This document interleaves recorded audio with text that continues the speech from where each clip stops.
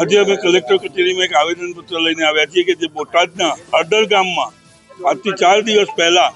250 લોકોને પકડી અને ખોટી રીતે ગોદી રાખ્યા. આજે કિસાન જે ખેડૂત જે આપણો તાજ છે તેની જે કરદા પ્રથા ચાલી રહી છે તે બંધ કરવામાં આવે, કારણ કે આજે ઠેર ઠેર જે ગુંડાગર્દી ચાલી રહી છે, આજે જ્યાં જુઓ ત્યાં કરદા પ્રથા, કિસાનો માટે જે એપીએમસીમાં લોકો એકબીજાની મિલીભગત કરી અને ખેડૂતોને લૂંટી રહ્યા છે તે પ્રથા બંધ કરવામાં આવે તેના માટે આજે આવેદનપત્ર લઈ આવ્યા છીએ કે 250 લોકોને જે માર માર્યો છે બોટાદની અંદર,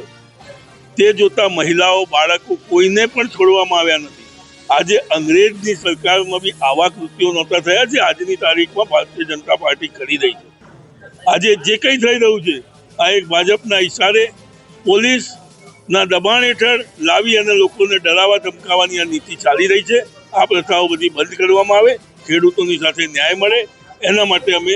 આજે આવેદન આપી અને જાગૃત કરવા આવ્યા છીએ કે જો આગામી દિવસોમાં આનો કોઈ ન્યાય નહીં મળે તો આમ આદમી પાર્ટી 31 તારીખે દરેક આખા ગુજરાતની અંદર દરેક જગ્યાએ મહાપંચાયત કરવા જઈ રહી છે, જેની અંદર દિલ્હીથી અમારા સંયોજક, આમ આદમી પાર્ટીના સંયોજક અરવિંદ કેજરીવાલ પણ પધારી રહ્યા છે.